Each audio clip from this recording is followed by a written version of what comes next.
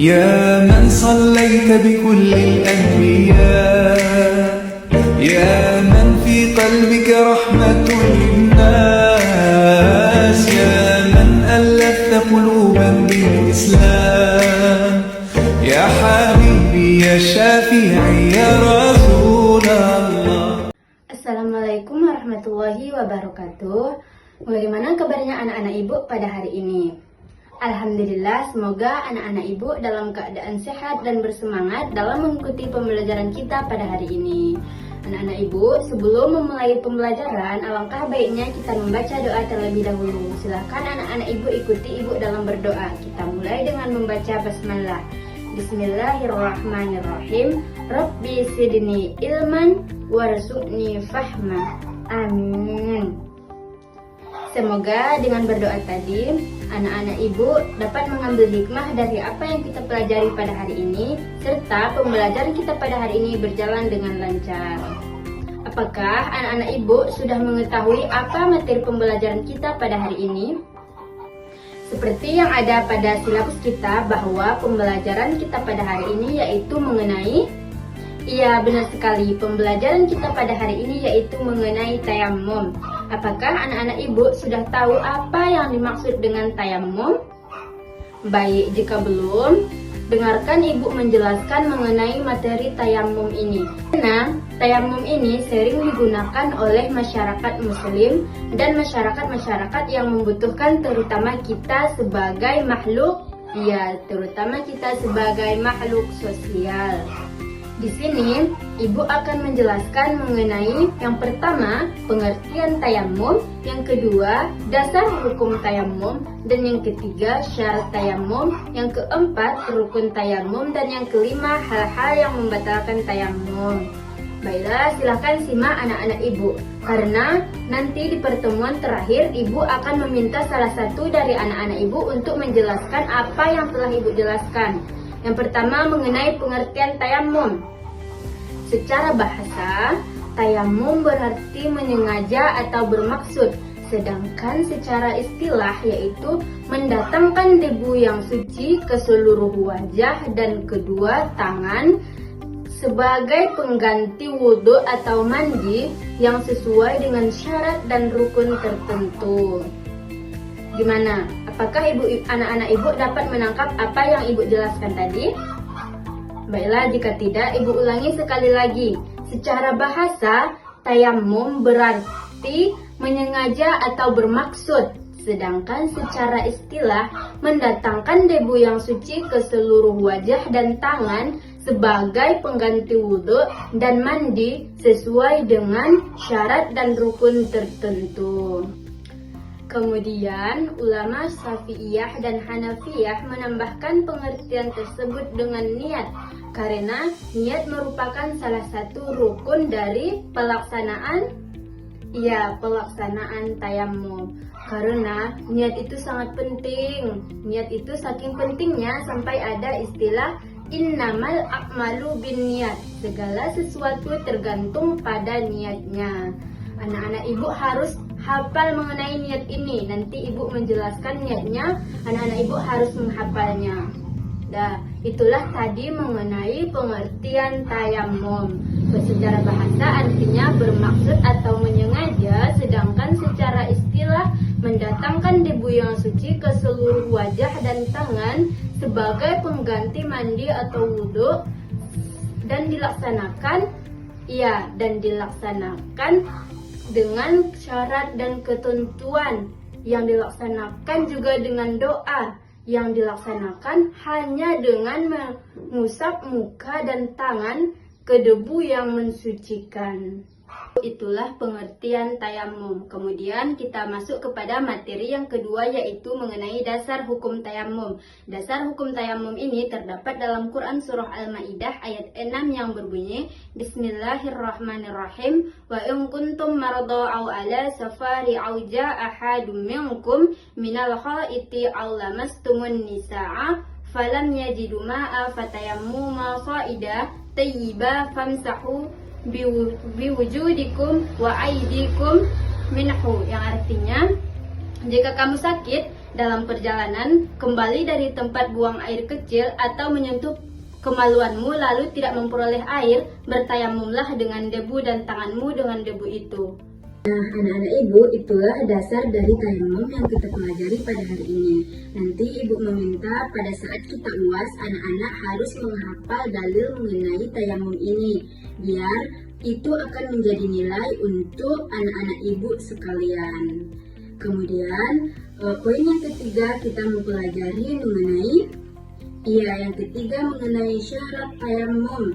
Ada 3 syarat tayamum. Yang pertama yaitu apabila seseorang tidak menemukan air, maka dia diperbolehkan untuk bertayamum. Yang kedua, jika seseorang menemukan air tetapi ia tidak diperbolehkan untuk menggunakannya karena ia dalam keadaan sakit. Yang ketiga, apabila seseorang yaitu ketika ia hendak melaksanakan sholat tetapi ia terburu-buru, jika ia berwudu maka ia akan terlambat, maka ia diperbolehkan untuk bertayamum. Apakah anak-anak ibu sudah mengerti mengenai pengertian dasar hukum dan syarat yang sudah ibu jelaskan? Ya.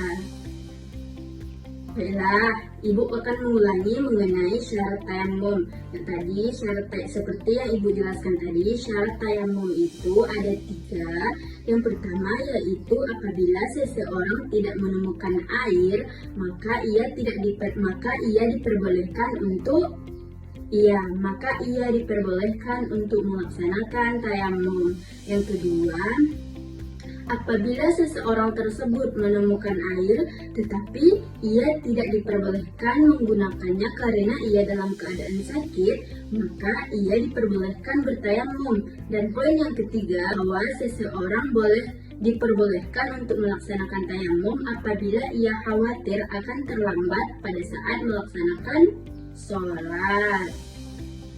Kemudian, poin yang keempat yaitu mengenai rukun tayamum.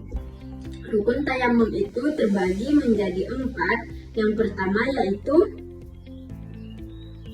benar sekali. Yang pertama yaitu niat. Seperti yang udah ibu jelaskan tadi, kalau segala sesuatu perbuatan itu harus dengan niat. Seperti kaidah yang ibu jelaskan di awal tadi, innamal a'malu binniyat, segala sesuatu tergantung pada niatnya. Adapun niat dari tayamum yaitu, silahkan anak-anak mendengarkan, ibu akan membacakan niat dari tayamum karena ini sangat penting, yaitu Bismillahirrahmanirrahim, nawaitu tayammuma li istibahatis shalah fardhan lillahi ta'ala. Kemudian poin yang kedua yaitu, benar sekali. Poin yang kedua yaitu mengusap muka. Mengusap muka dengan debu yang suci. Mengusap muka bukan sekedar mengusap muka saja, tetapi harus meratakan pengusapannya ke seluruh wajah. Kemudian poin selanjutnya, poin yang ketiga yaitu, dengan mengusap tangan dengan debu yang suci. Debu yang digunakan ialah debu yang mensucikan. Nah, anak-anak ibu, itulah rukun dari pelaksanaan tayamum. Selanjutnya kita masuk ke materi yang kelima, yaitu mengenai hal-hal yang membatalkan tayamum. Poin yang pertama yaitu ketika menemukan air. Ketika menemukan air, maka tayamum seseorang itu akan batal. Yang kedua yaitu ketika seseorang itu murtad, maka tayamumnya juga batal. Kemudian yang ketiga yaitu ketika seseorang tidur. Apabila seseorang itu tidur sampai hilang kesadarannya, maka tayamumnya dianggap batal. Kemudian poin yang keempat yaitu bisa menggunakan air. Seperti yang sudah ibu jelaskan di syarat mengenai tayamum tadi, bahwa seseorang diperbolehkan melakukan tayamum ketika ia dalam keadaan sakit atau tidak boleh menggunakan air. Maka setelah dia boleh menggunakan air, maka tayamumnya dianggap batal. Kemudian poin yang kelima yaitu ketika seseorang buang air kecil, baik buang air kecil maupun buang air besar, maka tayamum seseorang tersebut dianggap batal. Nah, dari penjelasan ibu tadi, apakah anak-anak ibu ada yang ingin bertanya? Ya, kepada anak ibu yang di belakang dipersilakan untuk membacakan pertanyaannya.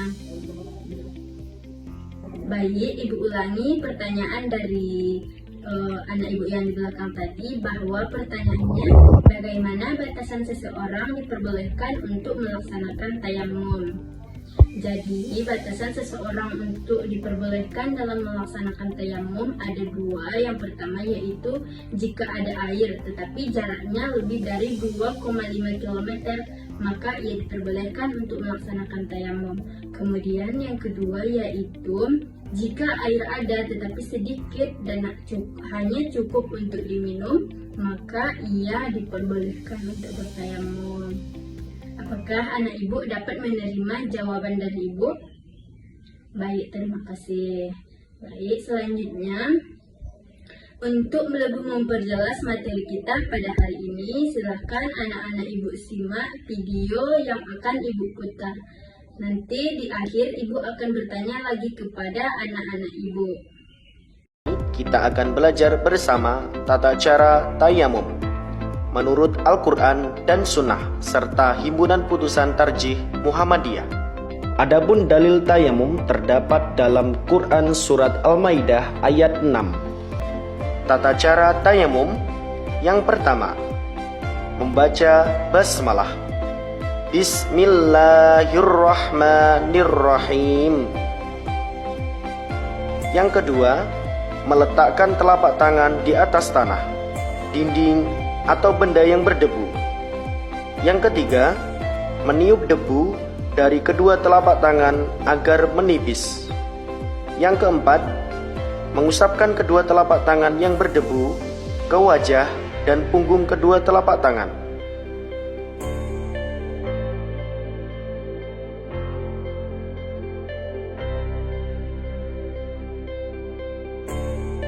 Yang kelima, membaca doa setelah selesai tayamum. Asyhadu an la ilaha illallah wahdahu la syarikalah wa asyhadu anna Muhammadan abduhu wa rasuluh. Demikian tata cara tayamum. Semoga bermanfaat. Baik, apakah masih ada anak-anak ibu yang ingin bertanya?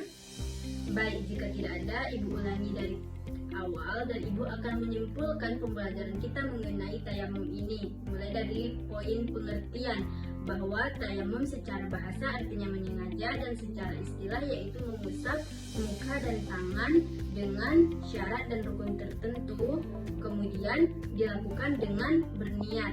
Kemudian yang poin yang ketiga yaitu mengenai syarat tayamum tadi ada 3, yaitu yang pertama apabila tidak ditemukan air, yang kedua apabila ditemukan air tetapi ia tidak diperbolehkan untuk memegang air, poin yang ketiga yaitu ketika seseorang dalam keadaan terdesak akan melaksanakan sholat. Kemudian yang keempat, kesimpulan yang keempat yaitu mengenai rukun tayamum. Ada 4 tadi. Yang pertama yaitu niat, yang kedua mengusap muka, yang ketiga mengusap tangan sampai ke siku atau pergelangan tangan, dan yang keempat yaitu tertib. Kemudian hal-hal yang membatalkan tayamum tadi juga ada ketika seseorang tidur maka tayamumnya batal. Kemudian yang kedua yaitu ketika dia diperbolehkan untuk menggunakan air yang sebelumnya ia tidak boleh menggunakannya. Yang ketiga, ketika seseorang tidur dan ia tidak sadar lagi. Dan yang keempat yaitu murtad. Yang kemudian ketika seseorang buang air kecil, baik ia buang air kecil maupun buang air besar. Kemudian yaitu ketika seseorang mabuk. Nah, itulah kesimpulan dari pembelajaran kita pada hari ini. Baik, jika tidak ada lagi anak-anak ibu yang ingin bertanya, maka kita akhiri pembelajaran kita pada hari ini dengan membaca doa kafaratul majelis. Subhanakallahumma wa bihamdika asyhadu an la ilaha illa anta astaghfiruka wa atubu ilaik. Ibu akhiri dengan membaca Assalamualaikum warahmatullahi wabarakatuh. Ya kan?